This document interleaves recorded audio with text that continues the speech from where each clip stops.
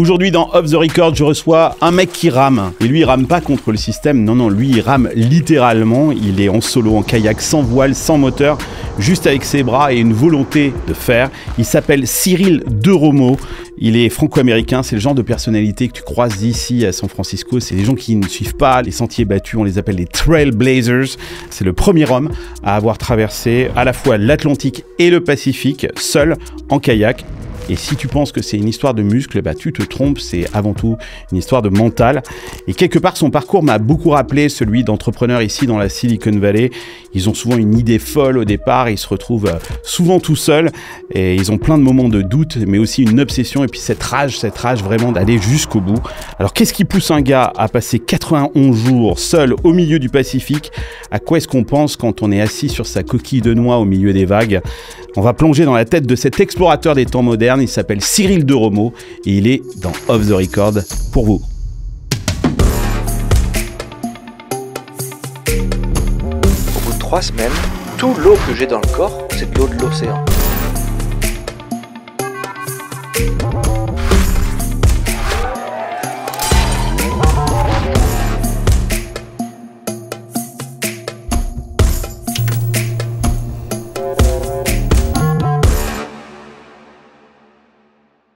Avant de commencer cet épisode, je voulais prendre un petit moment pour te parler de notre partenaire Conto.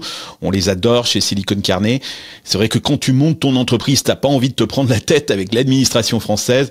Je suis passé par là et Conto s'occupe de tout pour toi, que ce soit l'accompagnement juridique, le dépôt de capital, ton compte pro. T'as même un outil de facturation intégré et ça fait ta pré-comptabilité.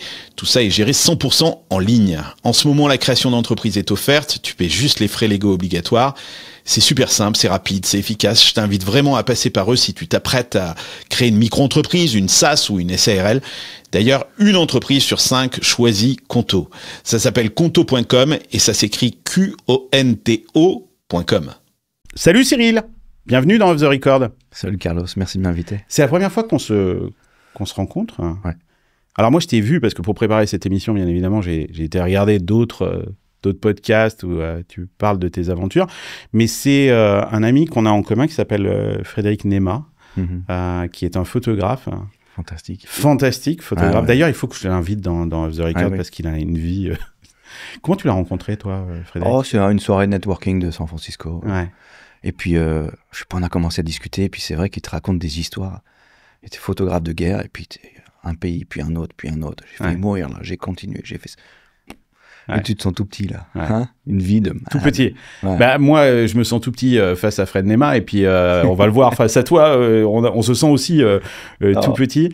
Alors, moi, j'ai l'habitude de parler de tech, d'entrepreneur, et là, c'est la première fois que je reçois un explorateur. C'est comme ça que tu te qualifies aujourd'hui? Oui, alors, explorateur, c'est un aventurier qui cherche à pousser un petit peu le savoir humain d'une certaine manière. Ça peut être côté scientifique, ça peut être la résistance à certains éléments, etc. Donc, je fais partie de la Société des explorateurs français et aussi du Explorers Club. Et c'est quelque chose qui me va bien, en fait, parce que pas seulement une aventure que tu vas faire toi tout seul, il y a aussi une partie de communication, de partager ce que tu as vécu pour faire avancer le schmilblick humain, quoi. Donc, c'est explorateur. Moi, ma dernière traversée de l'Atlantique, j'ai fait une étude sur le sommeil. Comment est-ce qu'on fait pour gérer en fait le mental quand on est sans sommeil pendant 70 jours. Tu passes 70 jours sans dormir? Je me réveille toutes les heures. Donc, toutes les heures? Voilà, toutes les heures, parce qu'il y a les porte-conteneurs qui passent. Et c'est pareil quand c'est 90 jours. Alors, en solitaire, il y a beaucoup de gens qui font ça, hein, le Vendée Globe qui fait le tour du monde, il y a des études là-dessus. Après, le fait que moi, il y a le côté physique en plus, où je fais mes 12 heures, 14 heures de rame à côté, bon, voilà, de toute façon, on n'a pas fini d'étudier. Hein. Alors là, tu rentres juste... pour préparer cette émission, tu vis à Sausalito. Là, quand on a fait notre call pour se préparer, tu étais sur un bateau. T'es pas complètement revenu sur Terre. C'est quoi? C'est une sorte de phase de décompression comme les, non, comme les plongeurs. J'habite sur un bateau en ce moment, oui. Ouais. Non, mais c'est vrai, je suis arrivé il y a 3 semaines. Ouais. Et donc, c'est tout neuf, là. Tout neuf. J'ai appris à marcher un peu parce que Bon, là, c'était 70 jours cette traversée de l'Atlantique, d'est en ouest. Et pendant 70 jours, j'ai pas marché. Alors, je me mettais un peu debout, comme ça. Mais les genoux et les hanches, là, ça fait un peu mal si je marche plus d'une demi-heure. 70 jours assis, on a déjà du mal, nous, à être assis quelques heures. Voilà, déjà, si je te disais, voilà, t'es assis là, je reviens dans 70 jours. C'est ça ton quotidien pendant... Oui, c'est ça. Après, moi, j'ai une cabine derrière dans laquelle je me mets la nuit. Je peux m'allonger, donc je suis quand même droit. Mais... c'est pas la business. Ouais, c'est ça, je marche pas. En gros, l'aventure, c'est quoi? T'es en solitaire, donc je suis tout seul, sans assistance. Donc à partir du moment où je pousse le quai, il n'y a personne qui me suit, qui me donne quoi que ce soit, jusqu'à ce que j'arrive de l'autre côté. Et après, c'est à force humaine. Donc, comme tu l'as dit dans l'introduction, pas de voile, pas de moteur. Rien. Les forces. Ouais. Alors, c'est la force physique, mais aussi les 10 cm entre les oreilles. Ouais. C'est le mental, 90%. Le mental. Ouais. C'était ce mec qui faisait... c'était quoi, X Factor ou un truc comme ça, qui disait exactement la même chose. L'aventure, c'est 90% de mental et 10% de physique. Ouais, parce qu'en fait, il y a quelque chose qui se passe à partir du moment où tu vois plus la Terre. C'est au bout d'un jour. Et là, tu te dis... Bon, il faut un jour pour plus voir la Terre. Ouais, dès que tu fais 20 000, 30 000 nautiques, tu vois plus la Terre. Donc, en fait, la première nuit, tu te réveilles le matin, tu vois plus la Terre. Et tu te dis, bon, ok, j'ai 3000 km de ce côté-là, où je vais plus voir personne, plus d'humains. Et voilà, pendant 2 mois et 10 jours. Alors, le mental, en fait, c'est marrant, parce que quand tu es tout seul, tu commences à gamberger, et puis tu penses à tout. Qu'est-ce que je fais? Est-ce que je fais ça bien? Tu dois prendre toutes les décisions, tu vois, au niveau du bateau, de la navigation, de ton physique, du mental, de l'électricité, tout ça. La navigation, enfin, c'est très, très complet. Et c'est très proche finalement du parcours de l'entrepreneur. Parce que l'entrepreneur, c'est pas quelqu'un qui sait, c'est quelqu'un qui décide de savoir. Il y a quelque chose qui est vraiment pareil avec eux, c'est au niveau de la vision, de l'ambition. Moi, je l'explique souvent que ma première traversée du Pacifique, c'est de 91 jours. Alors, on explique. Tu as commencé d'abord par une traversée du Pacifique. Voilà, de Monterrey jusqu'à Hilo, à Hawaï, en 91 jours. Ça, c'était il y a combien de temps? Ça, c'était en 2022, donc il y a 2 ans. Voilà. Et là, tu reviens juste de l'Atlantique, donc de l'Est à l'Ouest. Je suis parti des Canaries jusqu'à la Martinique, dans les Caraïbes. Et au niveau de la vision, c'est quand tu es un entrepreneur qui veut créer quelque chose, en général, il n'y a presque que toi qui vois le produit fini. Et encore, le produit fini, il est flou un peu, d'accord? Et il y a une intention, en tout cas. Ouais. Et moi, je me souviens d'arriver à Hawaï, j'ai vu la Terre, et ce que j'ai dit, c'était « I knew it ». Je le savais. Et tu savais quoi? Je le savais que je pouvais le faire. Je savais que tu savais que tu pouvais le faire. Voilà, je le savais. La vision que j'avais, elle se réalise finalement. Parce qu'en fait, une vision, c'est quoi? On pense toujours qu'un projet, c'est linéaire. Okay, d'abord l'étape numéro 1, puis après tu fais la 2, tu trouves des financements, la 3, tu trouves des bureaux, tu trouves des embauches, tu vois. Et en fait, c'est pas du tout comme ça. Moi, un projet comme le mien, c'est quoi? C'est un pulse, mais il n'y a pas vraiment de modèle. Alors, tu prends une pièce, et puis tu mets une autre, et puis toujours, même si c'est toi qui crée, tu as la vision, mais les autres, s'ils regardent ton pulse, ils voient rien, quoi. Ouais. Et tu mets la deuxième pièce, la troisième pièce, et puis tout à coup, tu vois quelque chose, mais eux, ils voient rien. Et en fait, l'entrepreneur, c'est ça. Pareil. Il dit, je sais qu'on va faire ça. Et donc, tu dois motiver les autres, tu dois être un leader parce que regardez, j'ai su. Mais il faut que tu montes l'image, en fait. Il faut que les gens comprennent un peu l'image. Jusqu'à ce qu'elle arrive, et là, tout le monde la voit. Elle dit, c'est ça qu'il voulait faire depuis le début. Alors, si vous nous regardez sur YouTube, je montrerai des images et des photos. Parce que tu m'as filé plein de photos et plein de petites vidéos pour montrer à quoi ça ressemble cette vie et à quoi ressemble ton bateau également. J'aimerais qu'on remonte un petit peu... Vas-y. Avant de rentrer dans l'aventure et l'exploit que tu as fait. Mais à la base, tu n'es pas vraiment un marin. Ah non, mais pas du tout. Tu viens de l'île. Non, mais moi, je suis un foutu. C'est pas un port de pêche. Non, mais en fait, j'ai commencé tard. Alors, j'ai habité dans beaucoup de pays, on en parlera peut-être. J'ai habité au Brésil, en Argentine, en Italie, en Espagne, en Angleterre. Mais revenons à Lille. Revenons à Lille. C'était toujours le foot, moi. Quand je te dis Lille, ça t'évoque quoi? Le nord de la France. Quand il pleut pas, c'est qu'il va pleuvoir. Non, mais c'est mes racines. Mais t'as l'impression que c'est super loin ou... Non, moi j'y retourne tout le temps. J'ai la famille hyper proche. Ouais. D'ailleurs, c'est même pas l'île exactement. C'est un petit village à côté qui s'appelle Saint-Gay-en-Mélantois. 5000 habitants, mais c'était une jeunesse Enfin, bateau, ouais, j'allais à l'école en vélo, jouer au foot du petit village, je connaissais tout le monde dans le village.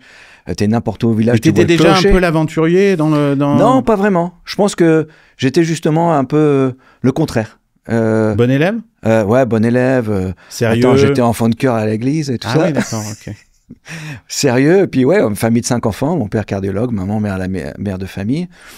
Et puis petite jeunesse, tu vois, sans gros change, enfin rien de spécial, quoi. C'est rien passé de particulier. Jusqu'à ce qu'à 18 ans, je trouve mes ailes. Mais alors, qu'est-ce qui s'est passé? En fait, je savais pas trop ce que je voulais faire. J'avais un peu de maturité. Tout le monde a 18 ans. Hein. Ouais, voilà. Tu vois, j'étais en terminale. Qu'est-ce que je veux faire? Ingénieur, école de commerce. Qu'est-ce que je veux? Je sais pas. Et donc, on a dit, ce serait pas mal, en fait, que tu passes un an à l'étranger. Alors, ils m'ont dit, tu vas aller où? Bon, il y a cette organisation qui peut... Tu vas aller où? Aux États-Unis. Alors, dans ma tête, je voulais venir, tu vois, sur les plages, un peu Venice Beach, tu vois, où tu as le 4x4 avec le surf. Pamela Anderson. Voilà, exactement, les rollerblades. T'étais dans le beach cruiser, tu vois. Ouais. J'ai atterri en Arkansas. Oui, c'est pas tout à fait le... Non, mais okay. J'ai adoré. La famille d'accueil, elle était super. C'est de la nature. Je sais pas si tu as déjà été là-bas. Les gens sont hyper accueillants. Il y a des lacs explique, partout. C'est vraiment, on est dans le Midwest voilà, américain. Midwest, ouais. Avec l'accent de l'Arkansas. Et j'ai passé une année là et j'ai adoré. Ouais. T'avais 18 ans là.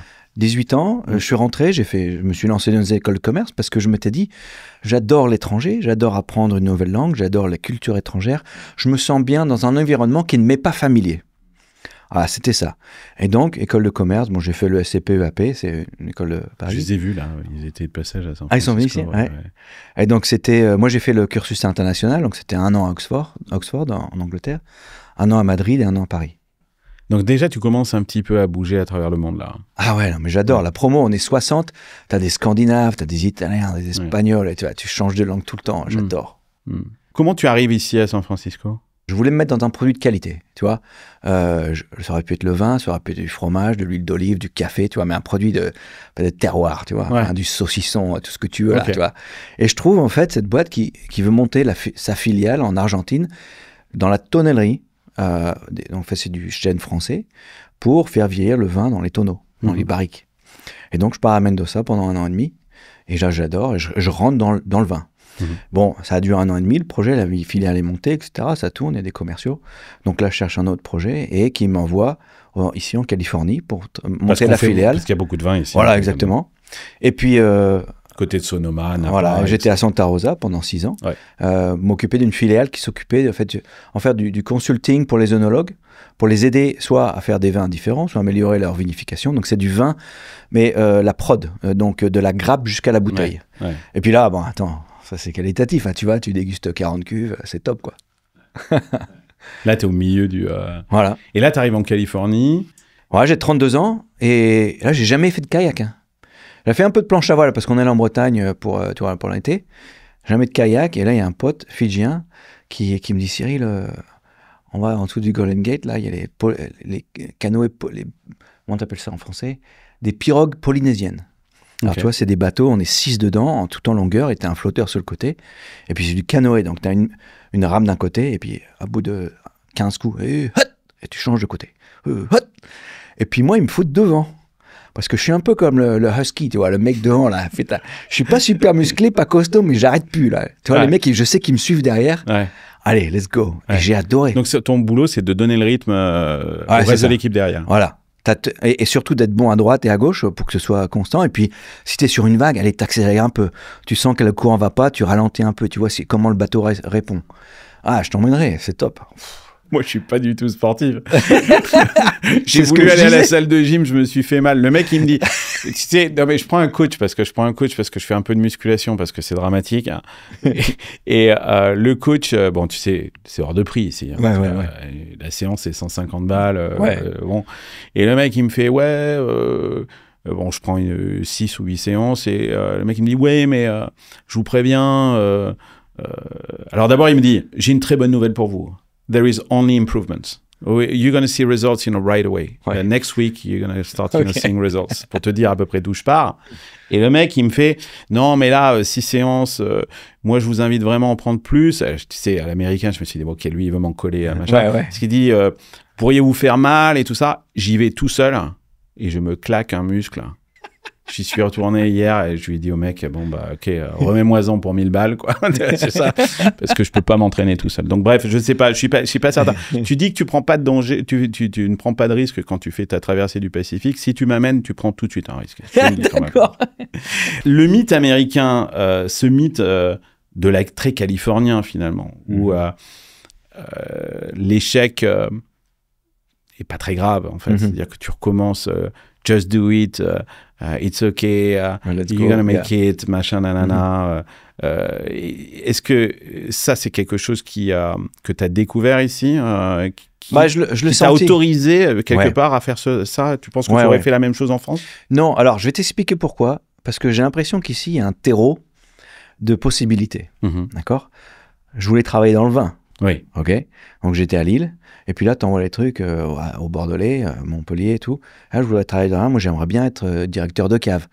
Et là, tout de suite, tu vois, il y a quelque chose un peu qui te dit, attends, mais ton père, il est œnologue ou t'es vigneron depuis combien de générations? Ouais, c'est ça. Ouais, c'est ça, t'es qui, toi? C'est quoi ton Lille, passé? bah attends, on va boire de la bière en Angleterre, en Allemagne ou en Belgique, quoi, tu vois. Et c'est un peu ça. Tout le monde peut pas monter dans le train. Alors qu'ici, ok, monte dans le train. Après, si t'es mauvais, tu vires. Mais c'est la méritocratie où en fait tout le monde peut monter dans le train. Et ça, j'ai trouvé ça très libérant. Tu as 32 ans quand tu arrives à San Francisco. Quand tu commences à te mettre un petit peu dans cette obsession du kayak et ces courses-là, tu as quel âge là? 40 ans. 8 ans après. 10 ans après, exactement à 42 ans, je commence à designer le bateau qui me permettrait de traverser en solitaire. C'est que dalle. Ouais. C'est fou. Mais est-ce que c'est pas... Je parle pas de crise de la quarantaine, mais tu sais, il y a cette midlife awakening où tu te dis que tu regardes, t'as l'impression d'être arrivé un peu à mi-parcours et qu'est-ce que t'as fait et tout ça, et puis tu te dis peut-être que qu'est-ce que je vais laisser quoi derrière et tout ça. J'ai ramé, mais j'ai peut-être pas ramé dans le bon sens du terme quoi. Est-ce que je parle pas de c'est pas, ça n'a rien à voir pour moi, ça n'a rien à voir avec la crise de la quarantaine, hein. C'est vraiment ce awakening quoi. Et on l'a beaucoup ici à San Francisco, cette prise de conscience sur le monde, cette forme d'hyper conscience aussi sur les choses. Est-ce que c'est pas... Moi je sais pas si je l'ai vraiment eu, c'est plus c'était de forme naturelle en disant je pense que j'ai la capacité, tu vois, de faire un peu plus. J'ai senti un plaisir à le faire. Et l'ultra-endurance, tu m'aurais dit en 32 ans que j'allais faire traverser en solitaire, je n'aurais pas cru, quoi. Et donc, en fait, il y a eu une étape avant de partir en solitaire, c'est que j'ai fait la traversée de Monterey à Hawaï dans un bateau d'aviron. Donc là, on est à 4. Et je suis tombé sur ce site internet qui s'appelle la Great Pacific Race. C'est un Anglais qui dit « T'as pas besoin de savoir ramer pour traverser un océan. » Et alors, ça m'a titillé, bien sûr. Et puis, je l'appelle, le gars. Et puis, non, mais ce qu'il faut, c'est apprendre à ramer l'aviron. Bon, tu vois, tu vas vers l'arrière, tu as des rames d'aviron.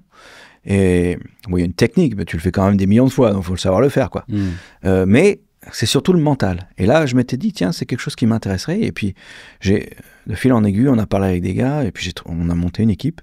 Donc, c'était le Team Uniting Nations. Donc, moi, j'étais le français. Il y avait Carlo, l'américain. Thiago, le brésilien, que j'ai fait venir du Brésil, c'était un pote fort, super fort. Et puis Fian, l'Islandais. Et donc, bon, bien sûr, l'américaine, on s'est dit, bon, si on a des sponsors, il faut dire qu'on va battre le record du Guinness, quoi. Et donc, il était de 42 jours, et puis on s'est super bien entraîné, on a trouvé un bateau, et on a gagné en 39 jours. D'accord. Et là, l'aviron, c'est, quand tu es à 4, le bateau, il faut qu'il avance toujours, d'accord? Donc, c'est-à-dire que tu as 2 mecs qui rament, et tu rames pendant 2 heures, tu t'arrêtes 2 heures. Tu rames 2 heures, tu t'arrêtes 2 heures. Et là, jusqu'à ce que tu C'est comme les galères. Hein. Ouais, c'est la galère. En gros. Et d'ailleurs, j'ai pas tant aimé que ça parce que il faut battre le record Guinness. Moi, je suis compétitif, mais là, c'était trop, quoi. Enfin, c'était à fond. T'avais un oiseau qui passait, tu pouvais pas le regarder. Allez, let's go. Et ça dure combien de temps, ça? 39 jours. Ah ouais, quand même. Ah, donc j'ai arrivé, j'ai perdu 10 kilos. kilos. À 4. Ah ouais, mais. C'est toujours tes potes aujourd'hui Ouais, il y en a 2 qui sont des potes. On dira pas plus loin. Ce qui se passe sur le bateau reste sur le bateau. Ouais, ça doit être super Ah non, chaud, mais non c'est hyper dur. T'es crevé, tu tires dans tous les sens. Ouais.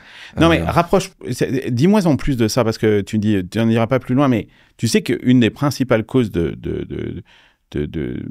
d'échec des startups, c'est la mésentente entre les entrepreneurs. Ouais. Tu pars au départ, t'es 3, 4, et tu te dis, on est super complémentaires, on est super potes, etc. Puis quand tu te retrouves dans la galère, au milieu de l'océan tout seul, à vous devoir fournir l'effort, c'est là que moi je suis investisseur, j'ai investi dans une centaine de startups. Je crois que j'ai 30% de mes startups, j'ai un fondeur drama. Et ça ne veut pas dire qu'elles vont crever, mais il y a un drama à gérer. J'aimerais bien que c'est intéressant ça. Alors, en fait, ils viennent d'où généralement les problèmes? La différence, c'est que la vie sur Terre, elle est toujours facile. Allez, on s'entraîne, voilà, tout le monde s'entraîne, on regarde, on fait des documents, des spreadsheets et des Excel. Ok, voilà, tu as fait le nombre d'heures, tout le monde est d'accord de faire ça. On se met d'accord, on fait des... À partir du moment où tu es sur l'eau, c'est autre chose. Il y a un avant et un après. Sur l'eau, tu es crevé, tu as le mal de mer. Et puis, on est tous un peu des type A, tu vois, on est tous un peu des gagnants, quoi. Alors, on pense qu'on a un peu la meilleure façon de voir. Alors, tu vois, alors s'il y en a un qui est un peu solitaire, qui pense avoir raison, commence à avoir des frictions, si les autres... Vous pouvez pas ramer dans des directions différentes. Ouais, c'est sûr. Alors, il faut trouver qu'est-ce qui nous met en commun. C'était d'arriver le plus rapidement possible. Par exemple, quel type de mésentente vous pourriez avoir? Ah, bah, c'est par rapport à Par exemple, nous, c'était l'équipe. Alors, qui doit ramer avec qui ou... Non, c'était... je sais pas, je connais rien. C'est plus... alors, celui avec qui on s'entendait pas, il était hyper solitaire, quoi. Tu vois, c'est que lui, c'était sa performance. En gros, on est arrivé au bout de 30 jours et il y en a un des 4 qui avait mal géré sa bouffe. Il avait plus à bouffer. Alors, qu'est-ce que tu dis, toi? Bon, bah, chacun met un peu de bouffe et puis comme ça, il finit. Et bah, lui, qu'est-ce qu'il dit? Non, bah, tu t'es mal géré. Moi, je vais pas avoir moins de bouffe et perdre de mon efficacité parce que toi, t'étais pas bon. Alors, les deux autres, ils disent, bon, bah, ok, bah, nous, on va donner. Non, vous donnez pas. Quand même, c'est quoi cette histoire? Tu vois? Et après, c'est des histoires comme ça. Nous, on voulait rien jeter dans l'océan, par exemple. On s'est dit, nous, on prend tout. Et lui, il te dit de façon très rationnelle, mais écoute, un bus en Chine, il va faire plus de pollution que nous. Et on va pas perdre de temps, on va jeter le papier. Non, mais on va pas le faire. Tu vois? Un autre truc, c'était, il voulait pas s'attacher. Il dit, moi, c'est bon, je sais gérer ma vie. Et moi, j'étais le skipper. Non, je suis responsable de ta vie. Tu vas t'attacher. Non, c'est bon, c'est pas écrit dans les... Tu vois? Attaché à quoi? S'attacher au bateau. Tu es toujours attaché au bateau. Parce que si le bateau se retourne, tu tombes dans l'eau, tu peux pas nager suffisamment vite pour... récupérer le bateau. Ouais. Des trucs comme ça, tu vois. C'est plus de la philosophie en disant... Des valeurs, en fait. Hein. C'est-à-dire qu'il faut être vachement aligné sur les valeurs. Hein. Ouais. Et ça, c'est dur à voir avant de partir. Ben, oui. Non, je suis d'accord. Mais en fait, c'est intéressant ce que tu dis parce que bon, vous avez gagné le record, vous avez battu le record, donc on pourrait dire mission accomplished. Mais si, tu aurais pu poser ces questions-là. Par exemple, les déchets, est-ce qu'on les jette à la flotte ou pas? Ça, c'était une question autour d'une bière à Sausalito. Vous auriez pu poser cette question-là. Mais en fait, ça n'avait même pas lieu d'avoir, parce qu'il fallait les garder. C'était dans les règles du truc, tu vois. Ouais. Après, pareil, on met de l'eau. Donc l'important, c'est de se poser toutes les questions. Voilà, c'est ça. Excuse-moi, je t'ai coupé. Et là, on se connaissait pas parce que il n'y en a pas beaucoup des gens qui veulent ramener des océans, tu vois. Il y a un Finlandais, enfin lui, il vient d'Islande. Donc il faut bien se connaître aussi, quoi. Ouais. Et ça, sur les Zooms, tu peux pas trop le savoir, quoi. Non, mais moi, c'est une des questions que je pose à toutes les équipes de co-founders. Je leur pose souvent la question d'où est-ce que vous connaissez. L'idée, c'est pas qu'ils se connaissent depuis 20 ans, c'est pas ça ce que je recherche, mais c'est que qu'est-ce que vous avez vécu ensemble d'exceptionnel. Si c'est juste que vous avez été à l'école ensemble et que vous avez fait votre stage de fin d'année de 6 mois. Après, c'est matière à apprendre sur toi-même et puis ce que tu veux vraiment. Donc la prochaine startup, tu l'as fait mieux, quoi. Mais est-ce que c'est aussi pour ça que tu as décidé de partir tout seul? Oui, alors en fait, je crois que c'est une réflexion que je me suis faite tout seul. C'était toutes les aventures que j'ai faites, je les ai faites avec quelqu'un d'autre. À chaque fois avec un pote, et j'adore ça. Moi, je suis un extroverti, j'adore partager. Tu vois, si je vois un lever de soleil, je suis tout seul, c'est bien, mais on est à deux, c'est top, c'est encore mieux. Et je me suis dit, est-ce que j'ai réussi parce que eux étaient bons? Et après, je suis un bon membre d'équipe, on va pas dire le... Voilà, mais... T'es un bon teammate. Voilà, est-ce que j'y arriverai tout seul? Et ça, c'était une grosse différence, hein, parce que ça fait... D'être tout seul, ça change tout. Ça change tout. Dans la Silicon Valley, on a l'habitude de dire que le temps, c'est de l'argent. Et pourtant, en France, il y a encore des milliers de dirigeants de petites entreprises qui continuent de perdre des heures chaque mois pour faire leur paie, gérer les congés ou récupérer toutes les notes de frais de leurs collaborateurs. C'est pour ça que je voulais vous parler de Payfit. Payfit, c'est la solution française de gestion de la paie et des ressources humaines. En moins de 2 heures, tu peux faire la première paye. Tout le reste suit, déclaration sociale, gestion du personnel, RH. Tout est centralisé, automatisé et sécurisé. Payfit, c'est plus de 18 000 entreprises clientes. Alors si tu veux toi aussi arrêter de perdre du temps avec l'administratif et te concentrer sur ton vrai métier, je t'invite à aller faire un tour sur payfit.com. Et tu m'as dit aussi que quand on a préparé cette émission, tu m'as cité une phrase, tu m'as dit you're the average of the 5 people you spend the most time with. Et c'est ça qui t'a poussé aussi à... On revient sur un peu ce qui se passe en Californie. Hein. Si tu as des potes qui sont... En 2 minutes, ils partent faire du mountain bike en pleine nuit avec des lampes torches. Ils disent, allez, on y va. Peut-être, je sais pas moi. Allez, on y va. Tu vois, c'est le California Trunk qui est bien connu. Moi, dans mon coffre, tu as tout. Hein. Je peux faire du golf, je peux faire du kayak, je peux faire du yoga, je peux faire... tu peux vivre outdoor, t'as une tente, un sac de couchage, tout. Ouais. Non, parce que c'est une vie qui est très outdoor ici, effectivement. Ouais. Les gens vivent outdoor. Tu sais, une question qu'on se pose aussi en tant qu'entrepreneur et qu'on pose souvent aux entrepreneurs quand ils lancent leur boîte, c'est le purpose, quoi. C'est le why. C'est quoi le why là de Cyril? Pourquoi tu fais ça? Hein. Parce que je t'ai posé la question, je me dis, en fait, j'en sais rien. Alors, on peut regarder au niveau psychologique, philosophique, personnalité. Moi, je suis Enneagram type 7, donc type 7. Toi, je suis l'enthousiaste, j'ai toujours besoin de quelque chose de nouveau. On peut regarder tout ça. La vraie raison, je la sais pas, moi. Tu demandes à David Bowie pourquoi il chante. Ben non, j'adore ça et voilà. Moi, j'ai envie, je suis attiré par la... J'ai fait une première traversée, je connais la haute mer, j'ai envie d'y aller, quoi. Et après, c'est une inspiration qui est, je sais pas si elle est liée au divin ou quelque chose, mais c'est, toi, quand tu te réveilles à 4 heures du matin et puis il faut que je fasse ça, j'ai envie de faire ça. C'est la meilleure motivation possible. Alors après, pourquoi? Ce qu'ils te demandent pourquoi, c'est les autres. Ils disent pourquoi est-ce que tu veux faire? Parce qu'ils regardent avec leur filtre. Et moi, je comprends pas pourquoi tu pourrais risquer ta vie. Enfin, franchement. Oui, parce qu'en fait, tu quittes le troupeau, quoi. Ouais. Et ça, tout le monde te dit reviens, c'est trop dangereux, reviens dans le troupeau, c'est là que t'es le plus safe. Et puis c'est fascinant, quelque part, de dire mais pourquoi est-ce que lui fait ça et moi je suis content avec ma vie tu vois, il y a quelque chose qui est décalé. Mais qu'est-ce qui te gêne dans le troupeau, là? Je sais pas, j'ai l'impression qu'il y a une force qui nous fait faire des choses sans notre consentement, en fait, tu vois. T'es entraîné, quoi, en fait. Ouais, et puis attends, c'est un peu Alors, t'as tes études. Bon, après, tu vas trouver un premier boulot, et puis t'as une copine, et puis elle devient ta fiancée, et puis elle devient ta femme. Et puis après, on te dit, bah, quand est-ce que t'as un premier enfant? Et ton premier enfant, tu t'achètes une voiture. Attends, quand t'achètes une deuxième? Et puis après, attends, la maison, tu l'achètes, et le troisième enfant, tu l'as. Et puis à la fin, tu te retrouves avec 3 enfants. Putain, mais est-ce que c'est ça vraiment que je voulais? Est-ce que c'est ça, tu vois? De confort bourgeois, non? Je te parlais tout à l'heure. Ouais, et puis... le refus de la conformité. Alors que j'avais pas vachement voyagé, tu vois. Ouais. Y a pas de mal à vouloir une famille, bien sûr. J'ai 2 enfants que j'adore. Mais ça n'empêche pas. Ça n'empêche pas, c'est ça. Est-ce que j'étais toujours en contrôle de mes décisions. Voilà. Et en fait, d'être de côté un peu rebelle en disant, moi, je vais faire ça. Et puis même si ça n'a pas de sens pour toi, c'est Jacques Brel qui disait ça. Heureux les rêveurs qui suivent leurs rêves, surtout s'ils sont déraisonnables. J'adore. Donc tu es déraisonnable, c'est ça? Quelque part, c'est clair. C'est complètement déraisonnable, effectivement, c'est ce que tu fais. Alors, la préparation, tu t'es préparé comment? Parce que c'est une préparation à la fois physique et mentale, je suppose. Ouais. T'avais quelqu'un qui t'aidait? Alors, moi, j'ai demandé à tout le monde, moi. Attends, c'est ça. Je pars de zéro, d'accord? Au niveau mental, je suis extroverti. Comment je vais faire pour être tout seul? Je parle avec me, myself and I. Je vais devenir fou. Comment je sais pas. Comment tu fais pour t'entraîner pour ça? Pour le mal de mer, pour le manque de sommeil? Comment tu fais pour t'entraîner pour le physique, pour faire 12 heures tous les jours sans t'arrêter pendant 2 mois et demi, sans marcher, sans voir la tête? Enfin, tu vois. Et alors moi, ma technique, c'est beginner's mind. T'essayes tout. T'essayes Wim Hof, là, le cold plunge. Tu te mets dans l'eau froide et tu vois. essayes la méditation zazen.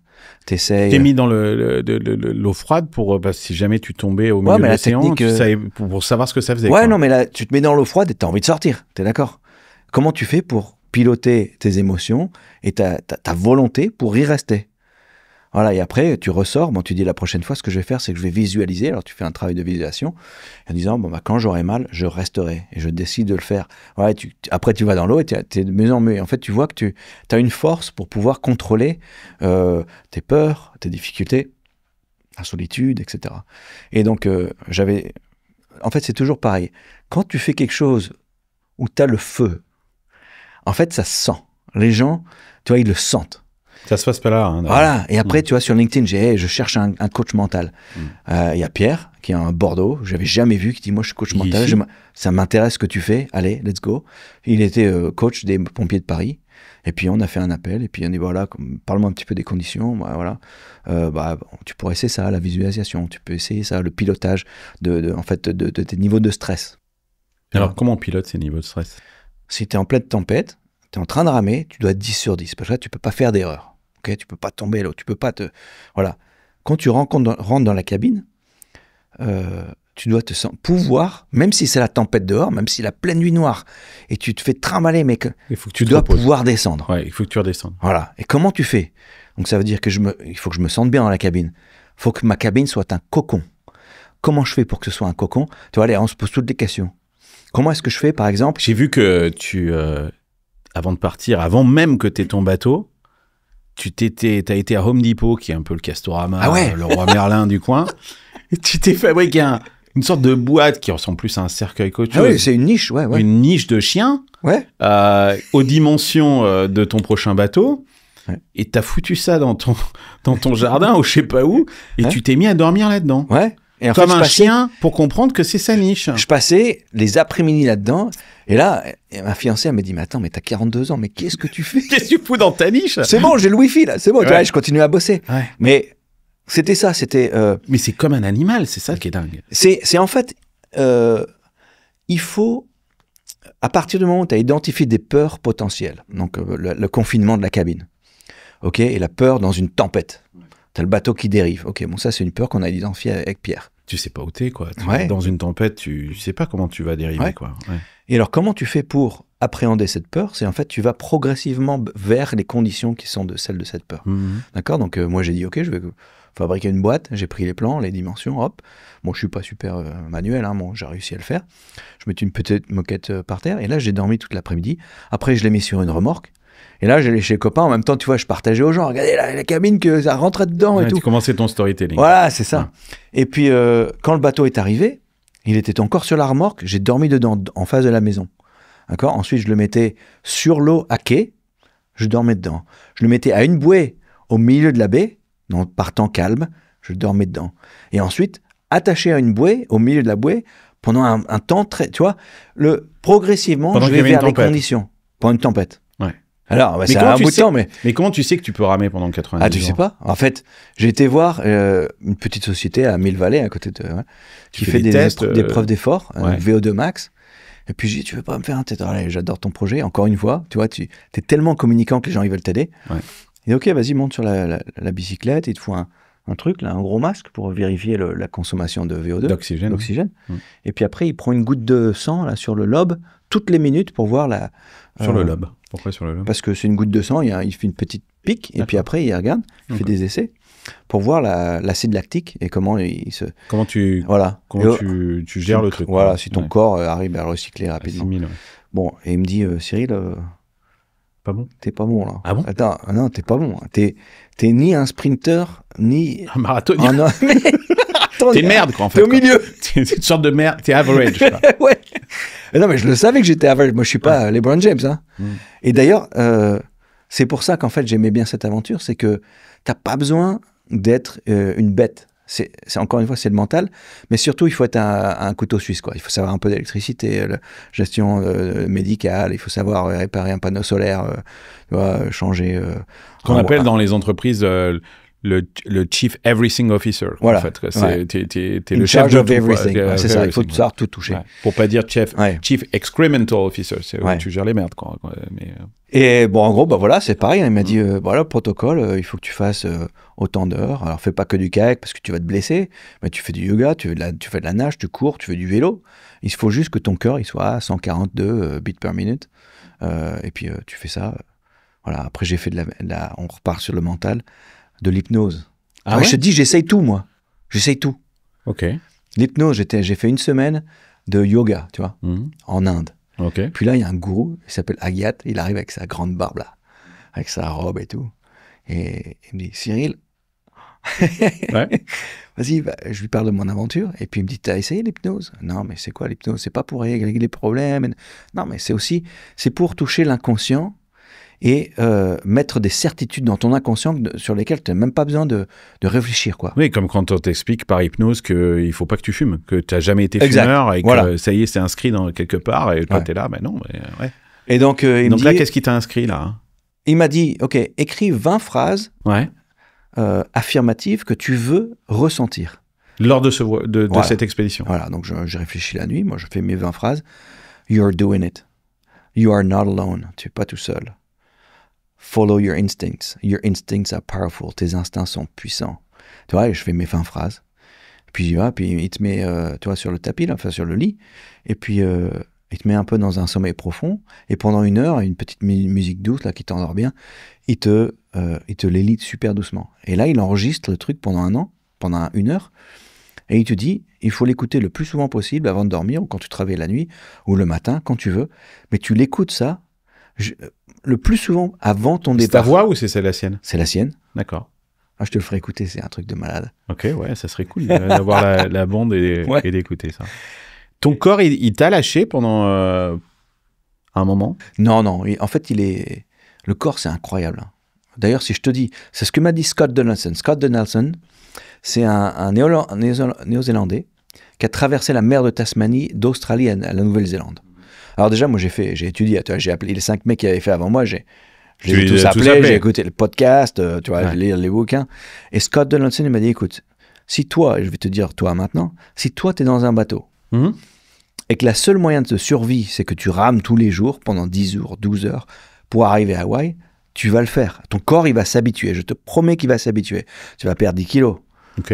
Ouais. C'est pas mal. Mais, ouais, c'est pas mal. Alors, mais ton corps va s'habituer, il va mettre 1 mois et demi, d'accord? Tout l'entraînement, c'est quoi? C'est diminuer cette période d'adaptation pour que ce soit 1 semaine. C'est tout. Mais mon corps, je sais qu'il va m'habituer et qu'il va s'habituer. Il y a un truc que tu dis là qui est très intéressant, c'est cette notion que quelquefois en Europe, les entrepreneurs, les start-upers manquent et qu'il y a énormément ici, qui est cette sorte de mort imminente, de sentiment de mort imminente, de besoin, de voilà, il faut que ça marche parce que voilà, comme tu dis, je suis dans le bateau, il faut ramer parce que sinon il y a pas de filet, quoi. Ouais. Et toi, ce que tu dis, c'est si tu es dans cette situation-là, tu vas ramer et ton corps va pas te lâcher. Ouais. Enfin, il y a quand même des limites, non? Oui, il y a des limites, mais après, tu cours pas, hein. Enfin, tu marches tranquillement. Hein. Si tu dis... C'est comme si tu marchais quand tu ouais, rames. c'est ça. Si tu dois marcher pendant 3 mois, tous les jours, 10 heures, tu vas pas commencer Comment à tu courir. gères ton eau, d'ailleurs? Moi, j'ai vu les images. L'eau, c'est géré comment? Parce que tu t'en vas pas avec toute ton eau aussi? Non, c'est impossible. Donc, c'est un désalinisateur. Donc, c'est une machine qui est les panneaux solaires, les batteries, et puis voilà, il y a de l'électricité qui arrive. Ça prend l'eau, et c'est l'osmose inverse. Donc, tu as des filtres tangentiels qui prennent de l'eau, qui est mise sous pression. 80% de l'eau qui passe dans les filtres est rejetée à l'eau. Et tu as 10%, donc c'est un petit pipi et 3-4 gouttes à chaque fois. Hein. Et voilà, ça c'est désalinisé, donc c'est déminéralisé aussi, hein, parce que si tu arrives à enlever les particules de sel, tu enlèves tous les minéraux et aussi même toutes les bactéries, donc tu peux le boire. Ouais. Tu rajoutes des poudres dedans? Des électrolytes. Ouais. Ouais. Mais voilà, je bois ça, et c'est ça qui est sympa. Écoute, au bout de 3 semaines, tout l'eau que j'ai dans le corps, donc là, on est 80% d'eau, un truc comme ça. Tout l'eau, c'est de l'eau de l'océan. Donc, t'as des écailles qui commencent à te tousser, c'est ça? Non, je parle un peu plus au niveau spirituel. Tu arrives et en fait, déjà, tu es tellement vulnérable. Tu vois, l'océan est tellement fort, tu vois plus la terre. Tu es tout petit. Et en fait, c'est l'océan qui te dit, mais regarde, toi et moi, on est pareil. Toi, t'es l'océan, en fait. Non, mais tu sais vraiment ce que tu ressentais? Ah, je te jure. Attends, mais à un moment, le Pacifique, c'était peut-être au jour à la moitié, donc c'était 50e jour. Bon, je commence à tomber un peu dans ce côté spirituel où je sentais le oneness, la connexion avec même les nuages, avec les vagues, avec les poissons, les oiseaux. Et là, je commence à pleurer, je sais plus pourquoi. Moi, je suis émotionnel, alors je pleure un peu peut-être tous les jours, parce que je pense à, je sais pas, à maman, on va dire.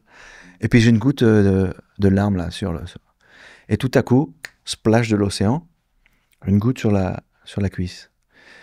Et là, c'était l'océan qui me disait, mais regarde, l'eau là, tu l'as bu il y a 3 semaines. C'est la même. Il y a 2 jours. C'est la même. C'est la même. Toi et moi, on est pareil. Tu vois, c'est fou. Alors, moi, j'ai été évêque catholique. Donc, tu vois, c'est on est cendre et on retournera cendre. Alors, c'était la même expérience, mais avec l'eau. On est haut et on retournera haut, tu vois. Non, mais il y a cette. Je trouve super intéressant ce que tu dis dans le sens où tu cherches un petit peu des petits signaux qui te redonnent un petit peu espoir. Parce que tu as besoin de penser aussi que le destin, tu vois, que les astres s'alignent aussi un petit peu pour toi. Ah ouais, non, mais j'étais... comment ça s'appelle ce mot? J'oublie tout le temps. Tu vois, quand tu... Dis-le en anglais. Quand tu mets du sel derrière tes trucs pour les Ah marins. oui, d'accord, superstitieux. Superstitieux, mais grave. Grave superstitieux. Sur le bateau, tu l'es encore plus? Ah ouais, mais quand j'avais une tempête qui allait venir, je demandais à ma fiancée de mettre une bague avec une pierre qui protège les marins en mer. Parce que là, tu vois, ça m'aidait. C'était fou. Hyper superstitieux, alors que je ne le suis pas. Tu étais en contact toujours avec... T'es en radio quand même en contact? Pas en radio. La radio, c'est local. Donc, il y a un porte-container qui arrive. Téléphone satellitaire? Voilà. Téléphone satellitaire pour parler. Donc là, c'est $1 à la minute, donc tu ne l'utilises pas souvent. Mais texte satellitaire, là, je peux texter hyper facilement. Alors, j'ai un support terrestre. J'ai une équipe, j'ai une super équipe derrière moi. Et ce support terrestre, en fait, connaît tout ce qui se passe. Ta position exacte. Ouais, mais ça, c'est un GPS qui envoie directement sur le site internet. Donc, c'est la technologie facile. C'est surtout le côté mental. C'était, en fait, une boîte de résonance par rapport à mes idées. Tu vois, alors lui, ce qu'il savait, c'était Dave. Il était à Santa Cruz.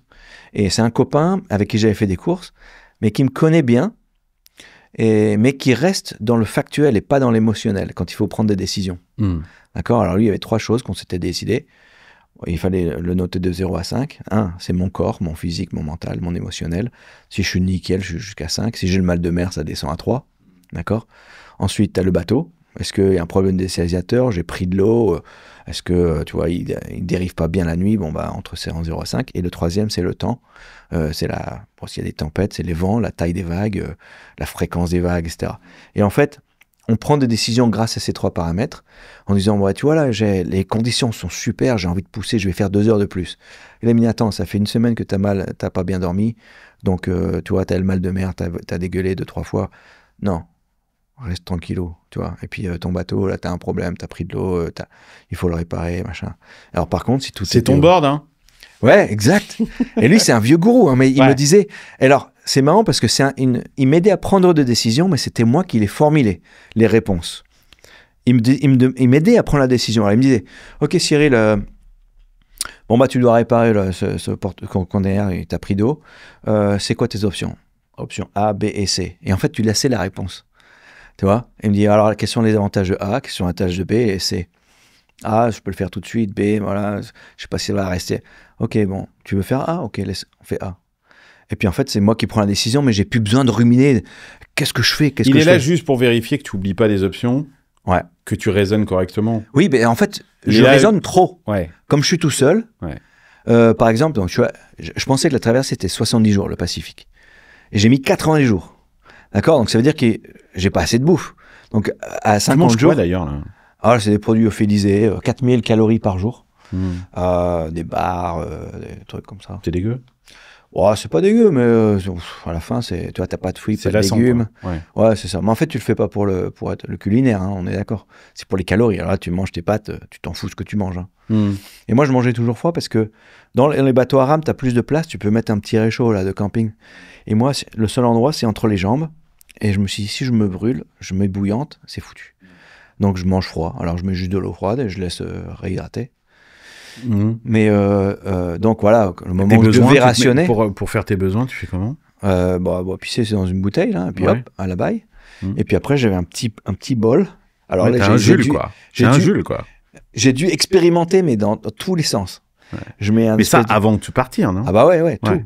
Pour le siège. Donc là aussi, t'allais plus aux toilettes chez toi, tu chiais dans ton bol Dans la boîte. pendant 3 mois pour t'habituer à Il faut truc. pouvoir le faire. Hein, ouais.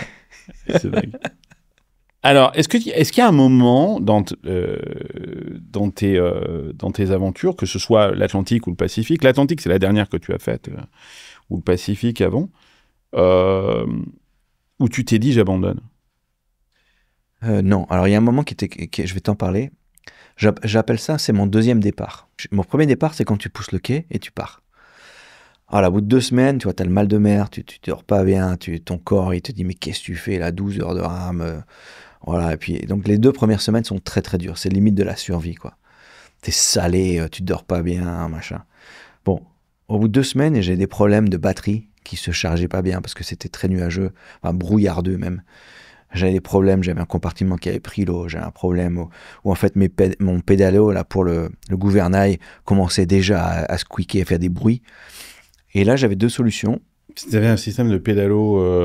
Ouais, non, c'est pour le gouvernail à la droite ou à gauche. D'accord, ouais. Ok. C'est des pédales, quoi, en fait, qui poussent, ce qui permet aussi de muscler peut-être aussi tes jambes, quoi. Ouais. Et là, je suis à 400 000 nautiques en dehors des côtes. C'est la limite où les gardes-côtes vont venir te chercher.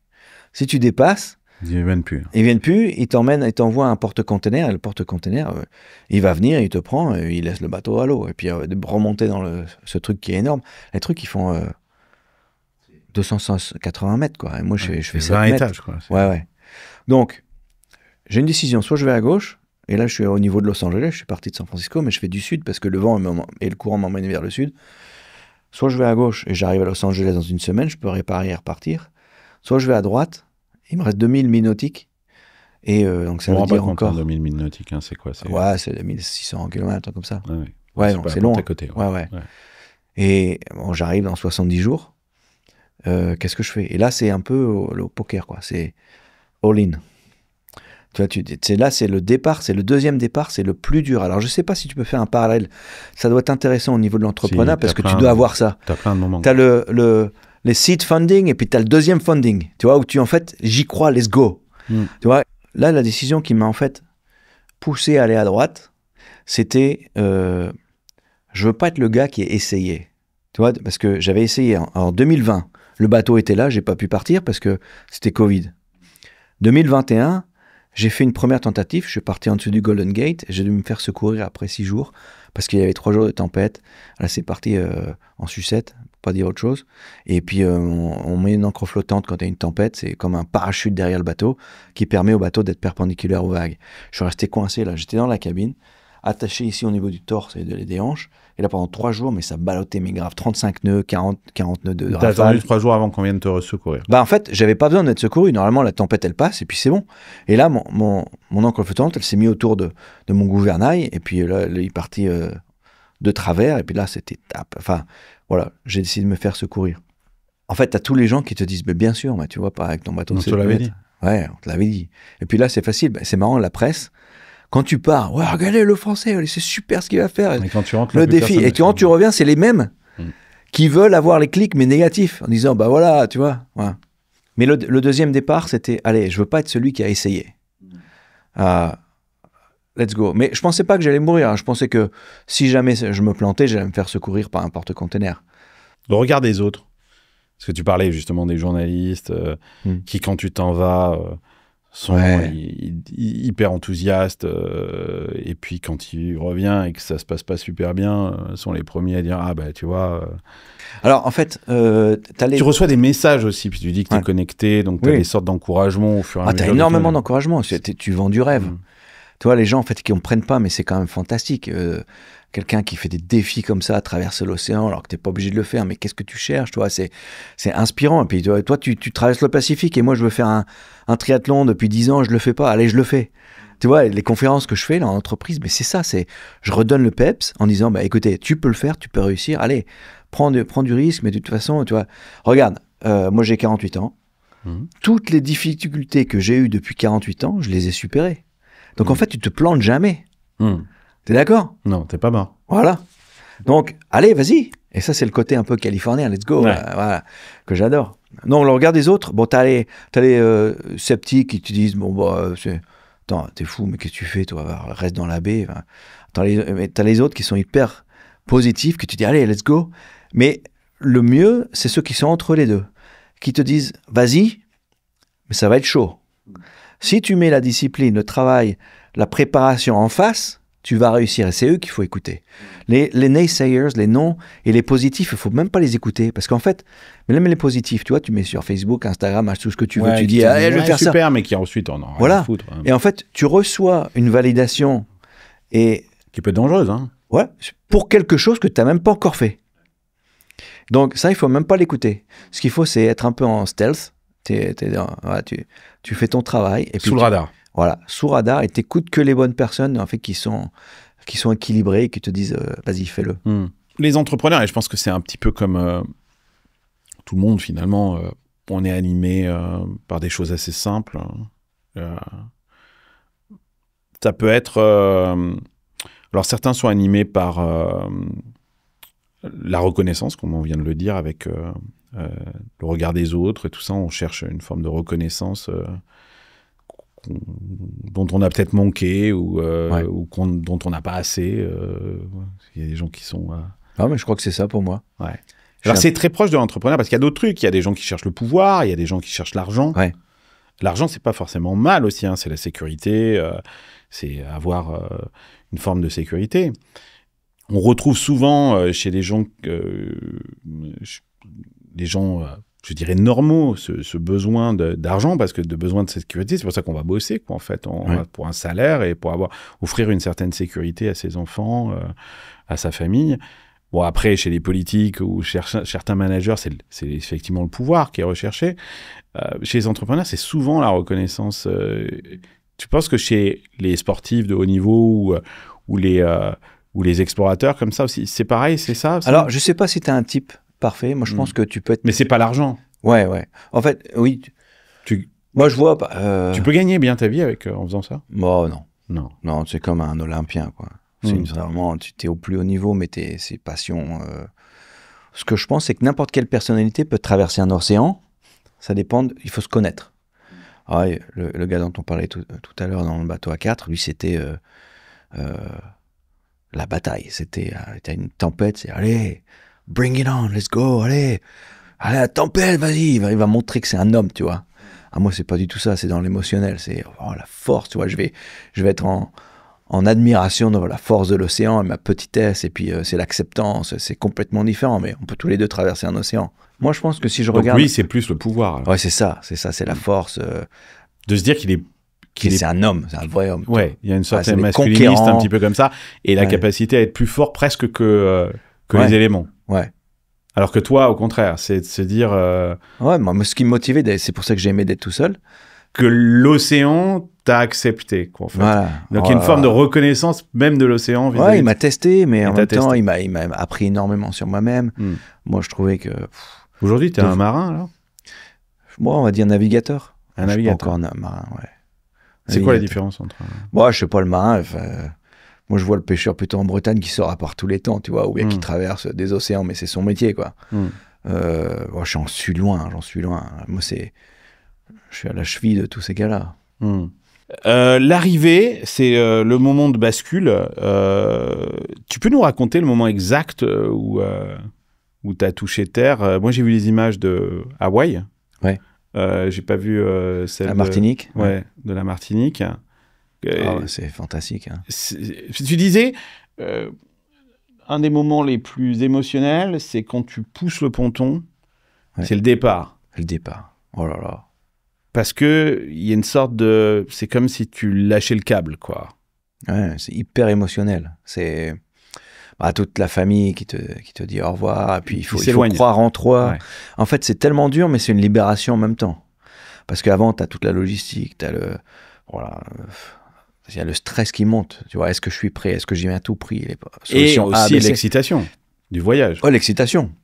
Et l'arrivée. Alors, j'ai mieux géré. L'excitation du départ d'Hawaï, j'étais très excité. Ouais. Et je crois que c'était un peu à mon détriment. Ah. La deuxième, où je suis parti, c'était beaucoup plus calme. Je voulais des gens posés autour de moi. Je voulais pas les gens qui te disaient, qui hurlent, la télé, je voulais pas tout ça. C'était vraiment, allez, je sais dans quoi je vais et il faut que je sois prêt, quoi. Limite, je suis déjà solitaire avant d'être parti, tu vois. Mais c'est quelque chose de fort, là, quand tu marches sur le ponton. C'est chaque pas, tu le sens, quoi. T'es vraiment, tu sens le moment présent. Parce que tu sais que dans une demi-heure, tout le monde va faire demi-tour. Voilà. Parce qu'ils te suivent un peu en bateau pour dire au revoir. Et puis après, à un moment, ils arrêtent d'avancer. Et puis toi, tu continues, tu te retournes. Et puis ça y est, ils font demi-tour, quoi. Ça, c'est chaud. Ouais. Ouais, c'est chaud. Mais après, c'est quand même une forme de joie. Parce que tu te dis, maintenant, ça y est, là. Ça y est, j'y suis, là. C'est moi, l'océan. Ouais. Let's go. On y va. Et l'arrivée, alors? Et l'arrivée, c'est top. Alors, il y a le jour avant l'arrivée où tu vois la Terre. Et là, c'est là que tu te libères en disant, c'est bon, j'ai réussi. Parce que là, il n'y a rien qui va m'arrêter. J'arrive. C'est un peu aigre-doux. En même temps, tu sais que ça se termine. Ah, ça se termine, ouais. Moi, j'explique quand je suis arrivé à la moitié du Pacifique. On montrera les images parce que Ouais. là, c'est intéressant de te voir, là, parce que les images, quand on te voit là, à l'arrivée, on a l'impression de Robinson Crusoe. T'as Ah une non, barbe, attends, Robinson Crusoe, je suis un vieux viking, qu'est-ce que tu une racontes? sorte de vieux viking. Ouais, Un vrai viking. Ouais, Qui a- Et qui pleure et qui, Ah bah ouais, qui est à la fois excité. Ah, parce que c'est le côté humain, serrer les gens que t'aimes dans tes bras, tu les as pas vus depuis longtemps, tu vois. Et après, tout se décuple les plaisirs simples. Parce que, allez, au bout d'une semaine, mon sac de couchage, il est mouillé, tu vois. Je suis salé tout le temps. Tu bouges tout le temps. C'est comme si tu dormais, il y a un mec qui te pousse comme ça. Toute la nuit, toute la journée, toute la nuit. Tu te bloques la tête et puis c'est reparti. Tu te réveilles toutes les heures, t'es crevé. T'appelles le porte-conteneur, il te répond pas. Enfin, t'as du stress tout le temps. Tu vois, tu manges froid, tu manges des bouillies, de trucs hydratés. Et puis, en fait, les plaisirs simples, tu reprends goût, quoi. Tu prends une douche chaude, t'as pas besoin de faire de l'eau. Mon désalisateur, il a cassé au bout de la moitié. Donc, je devais le faire à la main. Tu vois, pendant 2 heures pour faire mes 4 litres d'eau. Et tout à coup, tu tournes le robinet d'eau chaude. Oh, tu vas dans ton pieu, le coussin, toi, les draps secs. Ça bouge pas. Ouais. Et t'as rien à faire. T'as pas toujours quelque chose à faire. Tu te réveilles quand tu te réveilles. T'as un café. C'est top. Et puis, l'odeur de la terre, tu sens l'humus de la terre. Quoi que t'as pas senti. Et puis les gens T'arrives à t'aiment. remarcher après 91 jours comme ça ou Il faut y aller mollo au début parce que t'as mal aux genoux, t'as mal aux hanches. Surtout, Tu perds du muscle en fait, c'est ça? énormément. Ouais. Ouais. Bah, j'ai perdu en gros 10 kilos. C'est surtout du muscle. Et après, t'as un peu le mal de terre. C'est marrant parce que, en fait, pendant 2 jours, tu marches et puis tout bouge autour. Mon cerveau, il s'est tellement adapté au mouvement de la mer que. Mais après, ça part. Non, le truc dont je vais parler, c'est t'as un syndrome post-expédition. Tu vois, c'est un peu bizarre parce qu'en fait, t'es content de rentrer, etc. Et puis t'as un peu le blues. C'est comme le baby blues, tu vois, la femme. Mais Elle tu sais regarde que c'est la son même bébé. chose quand tu as une start-up que tu vends ta start-up. Ouais, Tout le monde c'est est ça. euphorique, tu te dis machin, mais en fait, t'as le blues. Ouais, et puis T'as après, un tu moment te de dis, blues. qu'est-ce que je fais maintenant, quoi. Ouais. Tu vois, tu dois rebondir. Alors, il faut se laisser le temps, faut pas rebondir tout de suite parce que sinon, allez, je vais recommencer une autre start-up tout de suite parce que c'est ce que tu as envie de faire, quoi. Et c'est Là, la pire j'étais connerie bien à- là-dedans. Et c'est la pire connerie à faire. Ouais. Mm. Donc là, et il y a aussi un décalage entre ce que tu as vécu qui était tellement fort, tellement dur, mais tellement, tu as appris tellement de choses et les gens qui ont envie de savoir, mais tu sais que quoi que tu dises, ils comprendront pas vraiment. Ah, c'est un peu ceux qui font des déploiements à l'armée, ils ont vécu quelque chose de très dur, ils reviennent On et demande de raconter la guerre, mais en fait, c'est pas ouais, racontable. tu peux pas. Et puis après 10 minutes Mais toi, après, t'es obligé parce que ton modèle économique, pratiquement, il est là-dessus, quoi. En fait, c'est là-dessus que tu vends Ouais. aujourd'hui. Si c'est pas en ramant que tu gagnes de l'argent, c'est en allant raconter Ouais. l'histoire. Et comment tu gères justement Bah, alors, en fait, c'est une décision que j'ai prise. C'était que. Bon, t'as Da Vinci qui a fait la Joconde, d'accord? Il a fait la Joconde le mieux qu'il peut, voilà. Peu lui importe la façon dont les gens vont voir la Joconde. Si tu comprends, tu comprends. Si tu comprends pas, tu comprends pas. C'est pas grave. Voilà. C'est ton problème. Donc, moi, ce que je me suis dit, c'est que je vais, à chaque fois que je fais une présentation, je me viderai le cœur, les émotions. Et si jamais tu captes, tu captes. Si tu captes pas, tu captes pas. Après, si tu as été aventurier, tu as déjà fait une traversée ou tu as monté une montagne et que tu reconnais ce que j'ai vécu, alors, on va avoir des atomes crochus, tu vois. Mais ce qu'il faut, c'est être généreux dans ce que je dis et puis c'est tout. Voilà. Et donc ça, c'est aujourd'hui, c'est ce que tu fais. Tu es devenu pratiquement une marque, quoi, en fait. C'est ça, quoi. C'est, tu as utilisé ces aventures-là pour devenir une forme de produit, quoi. C'est-à-dire que ce que tu vends aujourd'hui, c'est aller raconter ça à des groupes, à des entreprises, faire des conférences, peut-être écrire un bouquin, j'en sais rien. Ouais, TED Talk, tout ça. Ouais. Alors en fait, il y a une demande, il y a un besoin. Ah ouais? Ah bah ouais, les entreprises, là, elles sont moroses. Enfin, Ouais. t'as les employés Comment tu qui motives les ils gens? bossent de chez eux, tu vois, il n'y a pas d'esprit On leur d'équipe. explique que l'intelligence artificielle va les remplacer. Mais ouais, et puis tu vois, c'est dur, tu vois, il y a de l'absentéisme, tu vois, ils ont des burn-out parce qu'ils travaillent trop, et c'est où la raison de vivre, ils sentent plus le feu, tu vois. Donc moi, ce que je fais dans mes conférences, c'est simplement, je leur explique, j'essaie pas d'être le professeur, bullet point, voilà, ABC, ce qu'il faut faire pour être motivé. Je dis, voilà ce que moi j'ai fait, voilà comment j'ai senti le feu, voilà comment il faut être inspiré, voilà. Et comment est-ce que vous pouvez apprendre de mes apprentissages, tu vois, le côté mental, ou quand je disais, tu vois, le deuxième départ, je parle souvent de how to become unbreakable, comment tu fais pour être incassable. Tu vois, alors il y a 5 points. Le premier, c'est de se connaître très bien, se pouvoir s'observer soi-même. Si tu es émotionnel, tu es en train de péter les plombs, il faut savoir le voir. Le deuxième, c'est d'être self-critique. Le premier, c'est vachement intéressant, ça. C'est d'avoir conscience de l'état dans lequel on se trouve. Voilà, en anglais, ce serait self-awareness. Self-awareness. Voilà. Tu vois, alors si tu es émotionnel et que tu es en train de pleurer, il faut le savoir. Et si tu gamberges trop ou que tu as peur, il faut savoir le voir. Parce que c'est le début, sinon tu peux rien faire. Le deuxième, c'est être critique, self-critic. C'est savoir si ce que tu fais, ce dont tu t'es rendu compte, si c'est positif, négatif. Bon là, ça ne veut pas dire que tu le changes tout de suite. C'est vrai que tu dois être critique. Il faut savoir être fier de soi, mais il faut savoir aussi avoir une certaine lucidité sur soi-même. Exactement. Et là, il ne faut pas te mentir. Parce que tu vois, si tu dis, j'en sais rien, moi, tu es self-aware que tu es trop sur ton téléphone. Le deuxième, tu dis, bon, mon téléphone, je sais que c'est pas bien, il faudrait que j'arrête. Ça ne veut pas dire que tu vas changer.